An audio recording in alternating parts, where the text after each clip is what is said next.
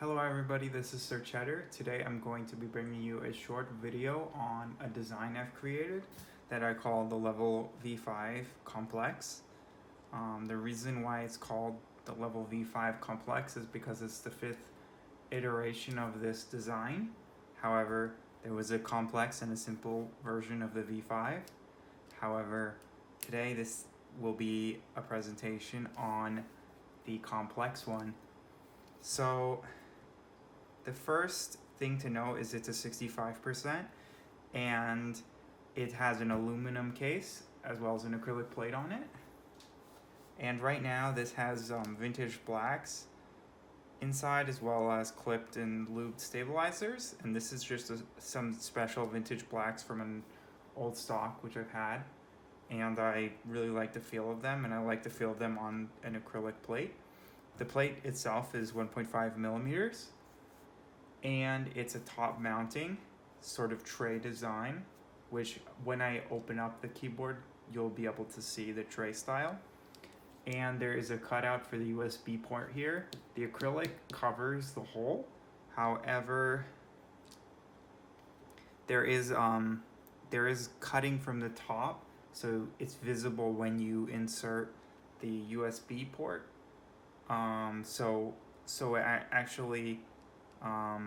It's an aesthetic which not a lot of people are always a fan of, but I like the simplicity of this design, and I designed this one to keep the cost very low. It's confusing because it's called the complex one, but the simple one is even more simple than this. So if I ever make a video on the simple one, then you will understand why this one is called the complex version.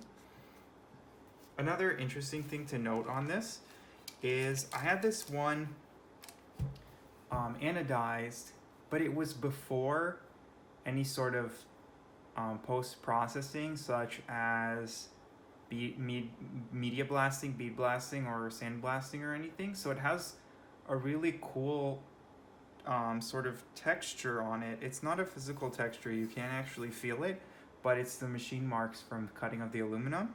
You can actually measure the diameter of the cutting tool.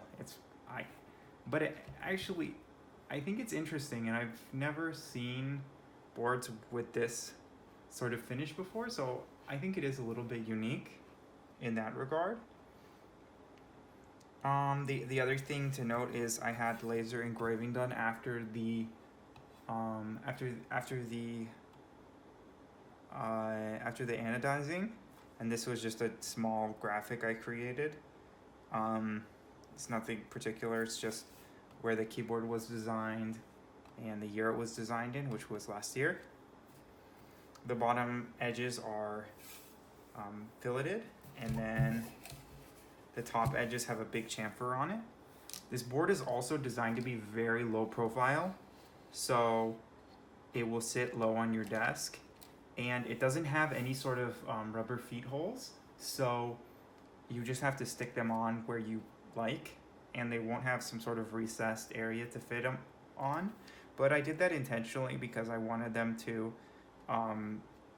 stick out a little bit, and I also wanted to simplify the machining as much as possible for this design.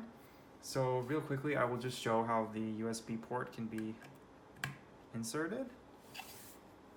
And if you look at it from a top view, it's basically level or even a little bit below the bottom of the keyboard. But once you've added rubber feet, then it will elevate it enough so that the table or surface itself is not pressing upon the USB port. And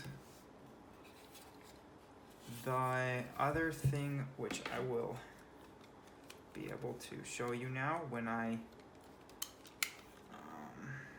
open up the design.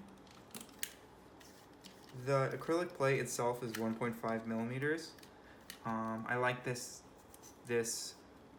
thickness because it allows the switches to be clipped in. You can create thicker plates and have the switches clip in if you do machining on the bottom of the plates, but that's really complex, and I don't really see the benefit in so much complex machining. I like to keep things more simple with my designs and more. Somebody actually referenced my designs as like brutalistic a little bit, which I don't know a lot about like art styles and architecture styles, but it did resonate with me a little bit because I try to have like a very, very, I don't know, very, very specific aesthetic that I go for compared to other designs, which I think not too many other ones reach the same aesthetic as me, whether or not there's a large interest in that aesthetic.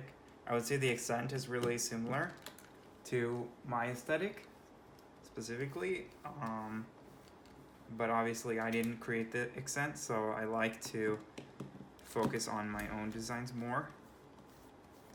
And I really like that the acrylic itself has a lot of space between the edges of the holes and the edges of the plate and the cutouts for the switches, so that you know that the acrylic is not having too many weak points that's going to cause cracking. And so I'm going to pull the plate off here, and you can see the bottom of the board. So here's the inside of it. There's more machine marks. It's very simple, but it has this large surface for the plate to rest on, which is a style that I think is really cool.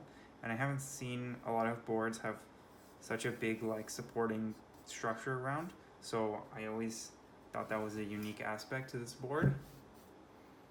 And you can see the bottom of the plate view here.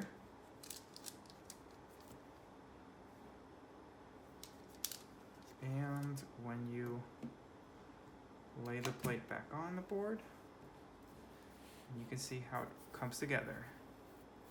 So that's everything for the Level V5 Complex. Thank you for taking a look at this board, and I'm looking forward to showing more of my my random designs, which I've been doing the past few years, and I will be trying to make videos of them as well, and I appreciate it. So thank you very much.